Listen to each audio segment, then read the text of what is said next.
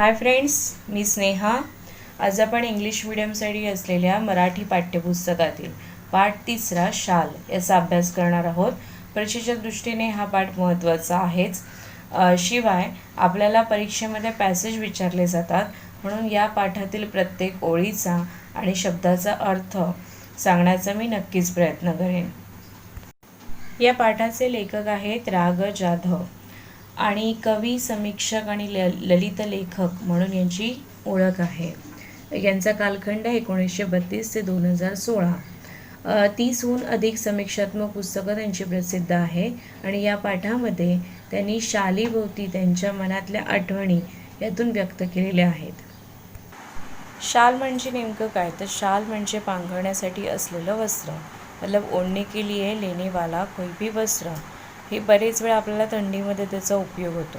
या पाठामध्ये शाल हे केवळ एक वस्त्र नसून राग जाधवांनी त्यांच्या मनातल्या आठवणी या पाठामध्ये व्यक्त केलेल्या आहेत.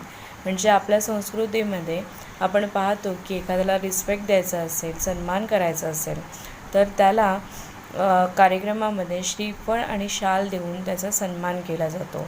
सो राग जाधव ये भी एक बहुत बड़े साहित्यिक थे और उन्हें भी अपनी लाइफ में बहुत सारे शॉल्स इस प्रकार से मिले हैं. तो उसके प्रति उनकी जो स्मृतियाँ हैं, उनके जो अनुभव है और उनके मन में आने वाले विचार उन्होंने इस पाठ में व्यक्त किए हुए हैं. पाठाच्या सुरुवातीलाच पु ल देशपांड्यांचा उल्लेख आहे. राग जाधव हे एकदा पु ल देशपांड्यांच्या घरी गेले होते. पु ल देशपांड्यांना आपण सगळेच ओळखतो. एक खूप मोठे थोर लेखक आणि एक विनोदी लेखक म्हणून त्यांची ओळख आहे. तर तेव्हा एकदा पु ल देशपांडे यांच्याकडे काही निमित्ताने गेले होते. निमित्ताने म्हणजे काही कामानिमित्त किंवा कारणानिमित्त. काम झाल्यावर मी निघण्याच्या बेतात होतो. निघण्याच्या बेतात म्हणजे निघायच्या तयारीत होतो. तेवढ्यात सुनीताबाईंनी मला थांबवले. म्हणजेच पु ल देशपांडे यांच्या पत्नी सुनीताबाई यांनी थांबवले व विचारले, तुम्हाला शाल दिली तर चालेल काय? मी एका पायावर हो म्हटलं. म्हणजेच लगेच तयारी दर्शवली की हो, मला चालेल. पु ल व सुनीताबाई यांनी मला शाल द्यावी हा मोठा गौरव वाटला. गौरव म्हणजे थोडक्यात सन्मान. ती शाल मी माझ्या खोलीतल्या सुटकेसमध्ये ठेवून दिली, वापरली मात्र कधीच नाही. म्हणजे इथे राग जाधव असं म्हणतात की पु ल देशपांडे आणि सुनीताबाई देशपांडे हे खूप मोठे व्यक्ती होते, खूप मोठे लेखक होते आणि अशा दोन व्यक्तीकडून मला एक शाल द्यावी, शाल मिळावी हा खरं तर खूप मोठा गौरव किंवा खूप मोठा सन्मान हा राग जाधव यांच्यासाठी होता. आणि ही खूप छान आठवण लेखकांनी इथे व्यक्त केलेली आहे की ती शाल त्यांनी कायम सुटकेसमध्ये ठेवली पण वापरली मात्र कधीच नहीं. इसका मतलब है कि जब राग जाधव पु ल देशपांडे के घर पे गए थे तब कुछ काम के निमित्त से, तब उन्हें उनकी पत्नी ने पूछा, सुनीताबाई ने पूछा कि अगर मैं आपको शाल दूँ तो आपको पसंद होगी क्या? तब तुरंत उन्होंने हाँ कह दिया. और पु ल देशपांडे और सुनीताबाई देशपांडे एक बहुत बड़े हस्ती थे और इनके हाथ से एक शॉल, एक गिफ्ट मिलना ये लेखक के लिए एक बहुत बड़ा सम्मान था. तो ये उन्होंने इस पाठ में अपनी एक याद, एक स्मृति उन्होंने बताई है. पुढे वाईला विश्वकोशाचा अध्यक्ष म्हणून मी गेलो. तिथे नदीकाठच्या प्राज्ञ पाठशाळेच्या खोलीत मी राहत असे. वाई एक सातारा जिल्ह्यामधलं एक गाव आहे आणि विश्वकोश आपल्याला माहिती आहे, 9thला आपण अभ्यास ह्याचा केलेला आहे की कोणत्याही शब्दाचा संदर्भ या पुस्तकामध्ये मिळतो. आणि त्याचा अध्यक्ष म्हणून ते जेव्हा काम करत होते तेव्हा ते वाईला गेले होते आणि नदीकाठच्या म्हणजे नदीजवळच्या एका प्राज्ञ पाठशाळेच्या खोलीमध्ये ते राहत होते. खोलीच्या दक्षिणेकडील म्हणजे साऊथ साईडची जी खिडकी आहे तिथे ती कृष्णा नदीच्या चिंचोळ्या प्रवाहावर होती. चिंचोळ्या म्हणजे बारीक आणि प्रवाह म्हणजे नदीचा जो ओघ असतो तिथे. तर लेखक ज्या रूममध्ये राहत होते त्या रूममधून त्यांना एक दृश्य दिसलं की थंडीचे दिवस होते आणि थंडीच्या दिवसामध्ये एक बाई माझ्या खिडकीखालील घाटाच्या छोट्या तटावर तिचे छोटे मूल एका टोपलीमध्ये ठेवून मासे पकडण्याच्या उद्योगात होती. म्हणजे ती बाई आपल्या बाळाला एका टोपलीमध्ये ठेवून घाटाच्या छोट्या तटावर म्हणजे ज्या दगडी पायऱ्या नदीच्या काठी बांधलेल्या असतात तिथे. अर्थात ती बाई गरीब असावी म्हणून ती आपल्या पोटापाण्यासाठी काहीतरी काम करत होती आणि त्या उद्योगात होती, म्हणजे तिच्या कामामध्ये ती मग्न होती. पण तिचं जे बाळ होतं ना ते कडाक्याच्या थंडीने कुडकुडत रडत होतं, पण आई तिकडे बघतही नव्हती. मला राहवले नाही, मी सुटकेसमधली पुलकित शाल काढली. पुलकित म्हणजे पु ल देशपांडे आणि सुनीताबाई देशपांडे यांनी दिलेली जी शाल आहे त्याचा उल्लेख त्यांनी पुलकित शाल म्हणून केलेला आहे. 5-50 रुपयांच्या नोटा काढल्या व त्या बाईला हाक मारली. खिडकीतून हे सर्व काही खाली दिले आणि म्हटले, त्या बाळाला आधी शालीत गुंडाळ आणि मग मासे मारत बैस. म्हणजेच काय थोडक्यात की हे आधी तू तुझ्या बाळाला लपेटून घे या पूर्ण शालीमध्ये, जेणेकरून त्याला थंडी वाजणार नाही आणि मग तू तुझं काम कर, असं त्यांचं म्हणणं आहे. या घटनेची ऊब पुलकित शालीच्या उभेपेक्षा अधिक होती. आता खरं ऊब म्हणजे उष्णता, म्हणजे शालीतून मिळणारी जी उष्णता आहे ती. पुलंनी दिलेली जी शाल होती ही खरा हा लेखकांसाठी खूप मोठा रिस्पेक्ट होता. ही एक घटना. आणि दुसरी घटना म्हणजे त्यांनी एका बाईला केलेली जी मदत आहे. आता ह्याच्यामध्ये ना त्यांना कोणाला तरी मदत करायला मिळाली, कोणाला तरी परोपकार केलं, याचं सुख आणि याचं समाधान त्यांना जास्त होतं. म्हणून त्यांनी असं म्हटलेलं आहे की या घटनेची ऊब पुलकित शालीच्या उभेपेक्षा अधिक होती. सो ये जो प्राज्ञेश पाठशाला है वाई में, जब लेखक विश्वकोश के अध्यक्ष के तौर पर वहाँ काम कर रहे थे, उस वक्त की ये घटना है कि उन्होंने देखा बहुत ठंडी का समय था और एक औरत अपने बच्चे को एक टोकरी में उसने रखा था और वो फिशिंग कर रही थी और वो बच्चा बहुत रो रहा था क्योंकि उसे बहुत ठंड लग रही थी और माँ का उस पर ध्यान नहीं था, क्योंकि वो शायद उसका काम रहेगा, उसको उसके पेट की भूख उसके इतना काम करने के लिए दे रही है और वो बच्चा रो रहा था बहुत. तो ये देखकर लेखक को अच्छा नहीं लगा और उन्होंने पुलकित शाल निकाली. मतलब पु ल देशपांडे और सुनीताबाई देशपांडे इन्होंने जो दी हुई जो शाल है उसे उन्होंने पुलकित शाल कहा है. कुछ पैसे लेकर वो उसे पुकारा और ये सब उसको दे दिया और कहा कि ये पहले अपने इस शॉल में अच्छे से अपने बच्चे को रैप कर और बाद में तू अपना काम कर. सो ये जो घटना है और पुला ने दी हुई जो शाल, वो एक घटना, इनके बारे में उन्होंने कहा है कि पुला ने दी हुई जो शाल है वो मेरे लिए बहुत सम्मान की बात थी, लेकिन फिर भी उससे भी ज़्यादा मैंने किसी को हेल्प की, किसी की मदद की, इसका जो उन्हें समाधान मिला है उसके लिए कह रहे की या घटनेची ऊब पुलकित शालीच्या उभेपेक्षा अधिक होती. कविवर्य नारायण सुर्वे सभा आणि संमेलने गाजवत. पुढे ते साहित्य संमेलनाचे अध्यक्षही झाले. आता कविवर्य नारायण सुर्वे यांचं खूप मोठं नाव होतं, एक खूप महत्त्वाचे कवी म्हणून त्यांची ओळख होती आणि पुढे ते साहित्य संमेलनाचे अध्यक्ष सुद्धा झाले होते. म्हणजे ते फेमस होते आणि परिणामतः त्यांच्या कार्यक्रमाला अहोरात्र भरती, म्हणजे रात्रंदिवस त्यांच्या कार्यक्रमांसाठी गर्दी व्हायची. म्हणजे त्यांची ज्या कवी संमेलनं व्हायची किंवा कविता वाचन व्हायचं तो त्या प्रोग्रामला भरपूर गर्दी असायची, बहुत भीड़ रहती थी और एक बहुत जाने माने ऐसे फेमस वो कवी थे. और प्रत्येक कार्यक्रमामध्ये सन्मानाची शाल व श्रीफळ त्यांना मिळायचं. सो हर प्रोग्राम में उनको शाल और श्रीफळ मतलब नारियल और शाल उनको गिफ्ट में मिलती थी. एक बार क्या हुआ, एकदा ते मला म्हणाले या शाली घेऊन मी शालीन बनू लागलो आहे.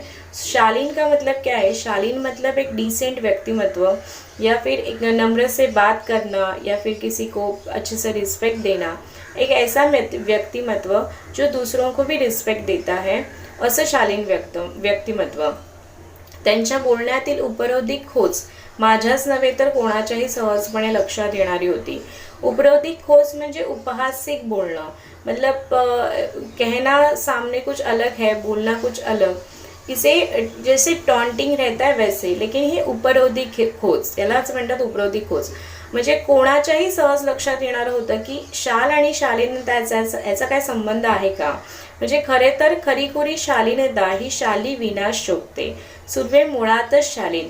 शालीनच्या वर्षावाखाली त्यांची शालीनता कधीच हरवली नाही, कधी क्षीणही झाली नाही. मतलब यहाँ ना लेखक राघव जाधव को ऐसा कहना है कि ऐसा नहीं था कि बहुत सारे शॉल्स उनको गिफ्ट में मिले तब वो शालीन एक व्यक्तिमत्व बना।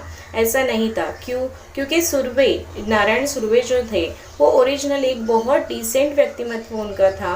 वो हमेशा दूसरों से रिस्पेक्ट से ही बात करते थे।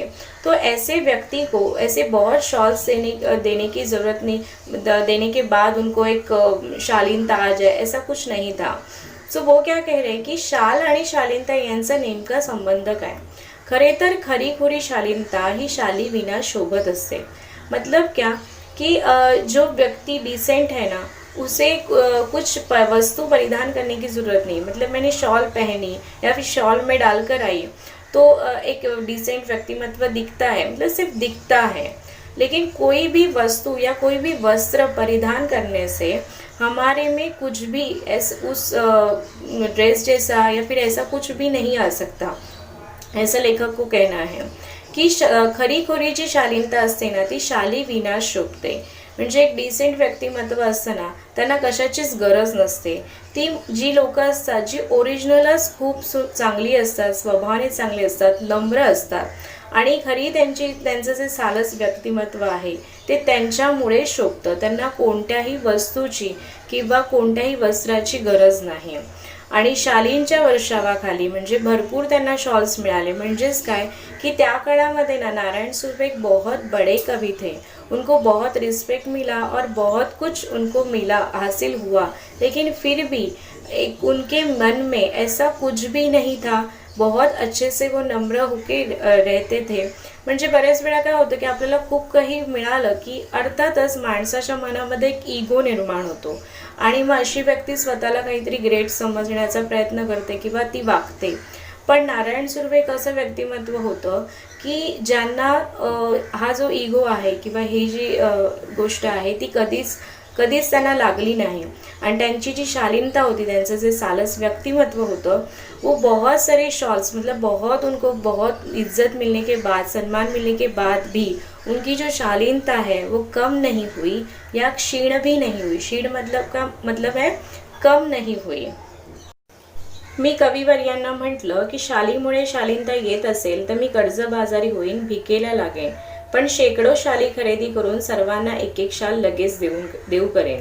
यावर तो शालीन कवि मनापासून हंसला। मतलब राग यादव ऐसा कह रहे कि अगर ऐसा पॉसिबल होता कि कोई वस्त्र पहनने से हम डिसेंट बन जाते तो मैं कर्जा निकालूंगा, कुछ पैसे की जुगाड़ कर लूँगा, भिकेला लागेन, पण मी शेकडो मतलब 100 में कि 100च्या आकड्यामध्ये तर एवढ्या शाली मी खरेदी करून सर्वांना एक एक लगेचच देऊन टाकेन। मतलब मैं बहुत लोगों को मैं गिफ्ट दे सकूँगा।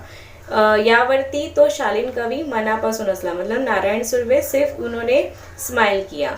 इसका मतलब है कि अगर कोई वस्तु से अगर हम डिसेंट बन सकते तो क्या बात है। तो इसके लिए वो लेखक ऐसा कह रहे हैं कि ऐसा अगर हो सकता है तो मैं ये खर्चा करूँगा और हर किसी को ये गिफ्ट करूँगा। शालीमुळे शालीनता येते की जाते या प्रश्नाचं माझं उत्तर जाते असेच आहे। सन्मान करण्याच्या रूपाने आपण खरं तर एक शालीन जग गमावून बसण्याचा धोकाच मोठा है। मतलब जब हमें बहुत सारा रिस्पेक्ट समाज में मिलता है तो जैसे मैंने कहा कि एक ईगो दिल में पैदा होता है और इसके लिए जब बहुत रिस्पेक्ट मिलने के बाद समाज में हमें बहुत इज्जत होने के बाद वो सन्मान हमारे एखाद्या व्यक्तीच्या डोक्यामध्ये एवढा जातो की मग ते व्यक्तिमत्व तेवढं डिसेंट राहत नाही। आणि म्हणूनच लेखक असं म्हणतात की भरपूर काहीतरी आपल्याला इज्जत मिळाली, सन्मान मिळाला, म्हणजे आपण हे शालीन जग गमावून बसण्याचा धोका मोठा आहे। गमावून म्हणजे हरवून बसण्याचा धोका खूप जास्त आहे। म्हणून माणसाचं व्यक्तिमत्व हे सामान्य असताना ते खूप चांगलं असतं आणि जेव्हा त्याला खूप काहीतरी मिळतं तेव्हा बरेचसे समाजातले काही माणसं आपण बघतो की त्यांना तो इगो निर्माण होतो आणि म्हणूनच त्यांचं व्यक्तिमत्व कुठेतरी हरवून जातं, असं लेखकाची इथे खंत आहे। मी 2004 साली मराठी साहित्य संमेलनाचा बिनविरोध अध्यक्ष झालो। बिनविरोध म्हणजे कोणताही विरोध न होता। तत्कालीन 1-2 वर्षात माझ्यावर शालींचा वर्षाव झाला। तत्कालीन म्हणजे त्या काळामध्ये त्या 1-2 वर्षामध्ये माझ्यावर शालींचा वर्षाव म्हणजे भरपूर प्रमाणात त्यांना शाली मिळाल्या। आणि एवढ्या शाली जमत गेल्या की माझ्या 8x6च्या खोलीमध्ये त्यांना ठेवणं शक्य नव्हतं. मग मी मोठ्या सगळ्या शालीचे गाठोडे बांधून ते निकटवर्ती मित्राकडे ठेवले. म्हणजे मतलब सब शॉल्स उन्होंने इकट्ठा की और वो जो बंच है म्हणजेच गाठोडे त्याला ते घेऊन निकटवर्ती मीन्स क्लोज फ्रेंड जवळच्या मित्राकडे त्यांनी ते ठेवलं. और ये सब शॉल्स उसको यूज़ करने के सर्व अधिकार उन्होंने दे दिए. पण बिचारा अतिप्रमाणे त्याच्याही त्या छोट्या खोलीमध्ये त्याने ते सांभाळले आणि हळूहळू सगळ्या शाली मी वाटून टाकल्या गरीब श्रमिकांना. मतलब ये पॉसिबल नहीं था संभालने के लिए. इसके लिए बाद में लेखक ने गरीब और श्रमिक मतलब कष्टकरी जो लोग होते हैं उन्हें वो सब धीरे धीरे उन्होंने वो शॉल्स दे दिए. या सुमारास मी शनिवार पेठेतील ओंकारेश्वर मंदिराच्या पुलावर बहुधा रोज संध्याकाळी जात असे. तेथील कट्ट्यावर बसणे मला आवडे. एक दिवस काय घडले, मी कडक थंडीच्या दिवसात एक म्हातारा अशक्त भिक्षेकरी कट्ट्याला लागूनच चिरगुटे टाकून व पांघरून कुडकुडत बसल्याचे मी पाहिले.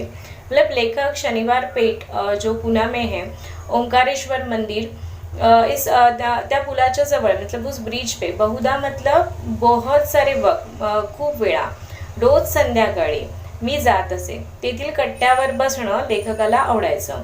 एक दिवस काय घडले की मी कडक थंडीच्या दिवसात एक म्हातारा मतलब एक वृद्ध व्यक्ती अशक्त मतलब एक वीक भिक्षेकरी भीक मागनेवाला कट्ट्याला लागूनच चिरगुटे टाकून, चिरगुटे म्हणजे चिंध्या म्हणजे थोडक्यात फाटलेलं वस्त्र मतलब फटा हुआ कोई वस्त्र डालकर और वही वो उसने ओढकर वो कुडकुडत म्हणजे शिवरिंग होत असल्याचं लेखकाला दिसलं.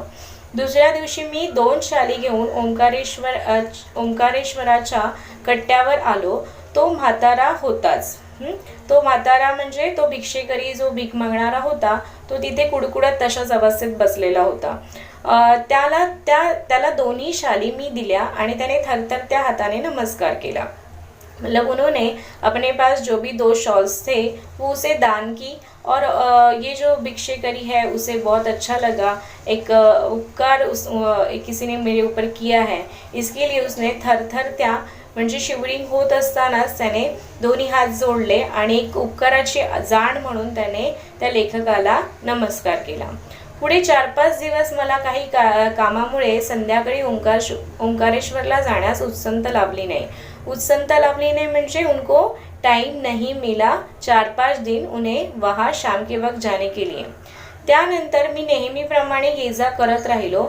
मग एकदम त्या भिक्षेकरी वृद्धाची आठवण आली. मतलब उनके बाद में वो ध्यान से निकल गया, लेकिन फिर भी 4-5 दिनों के बाद उस भिक्षेकरी वृद्ध की उनको याद आई. तो नेहमीच्या ठिकाणी नव्हताच, मतलब वो हमेशा की जगह पे नहीं था. तेथील पुलावर चक्कर मारावी म्हणून मी उठलो व पुलावरून चालू लागलो. पुलाच्या जवळपास मध्यावर्ती तो भिक्षेकरी म्हातारा दिसला. मतलब वो हमेशा की जगह पे नहीं था, वो ब्रिज के मिडल में वो बैठा हुआ था. मी लगबगीने त्याच्याकडे गेलो. लगबगीने म्हणजे घाईघाईने त्याच्याकडे गेलो. दौड़ के वो लेखक उनके पास गए. क्यों? क्योंकि उनको शायद कुछ पूछना था. पाहतो तो काय, 30 चिरकुटे अंगाखाली व अंगावर तेच कुडकुडणे, तेच दीनवाणे जीणे. मतलब वही वो जो उसका फटा हुआ जो वस्त्र है वो पहले का वही उसके पास था और वही वो शिवरिंग कर रहा था और वही दीनवाणे म्हणजे अतिशय गरीब, जीणं म्हणजे जगणं. सो वही उसकी हालत थी. वो देखकर लेखक को आश्चर्य हुआ. मी म्हटले, बाबा तुम्ही मला ओळखले? त्याने नकारार्थी मान हलवली. नकारार्थी म्हणजे नाही असं म्हटलं, ना कहा. मग मीच म्हटले, बाबा 5-6 दिवसापूर्वी मी तुम्हाला 2 शाली दिल्या होत्या, आठवते? मतलब मैंने 5-6 दिन पहले मैंने आपको शॉल्स दिए थे, क्या आपको याद है?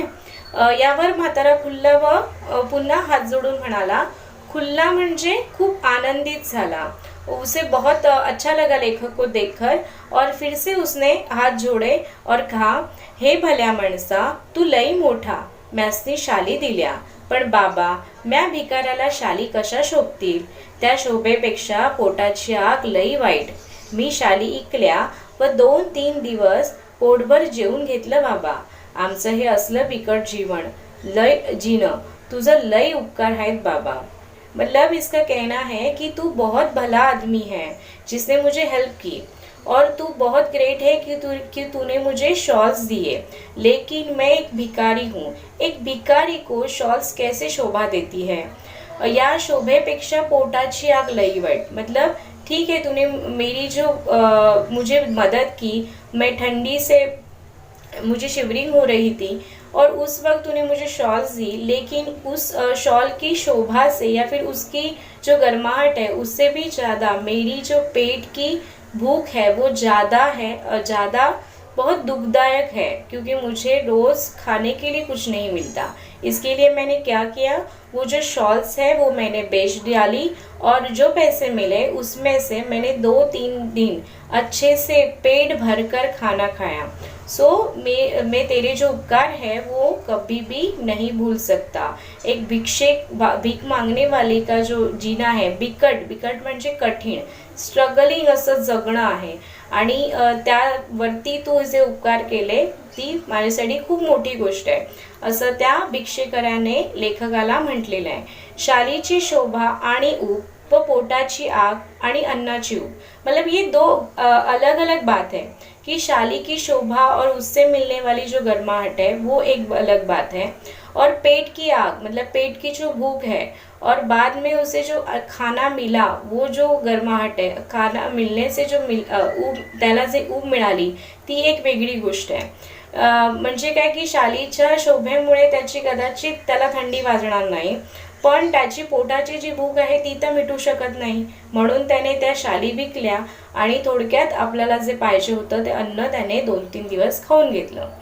इथे लेखक असं म्हणतात, शेवटचं वाक्य फार महत्त्वाचं आहे की भुकेलेल्यास अन्न द्यावे, तहानल्यास पाणी द्यावे, आणि हेही नाही जमले तर अभाग्यांना सन्मानाच्या शाली तरी द्याव्या.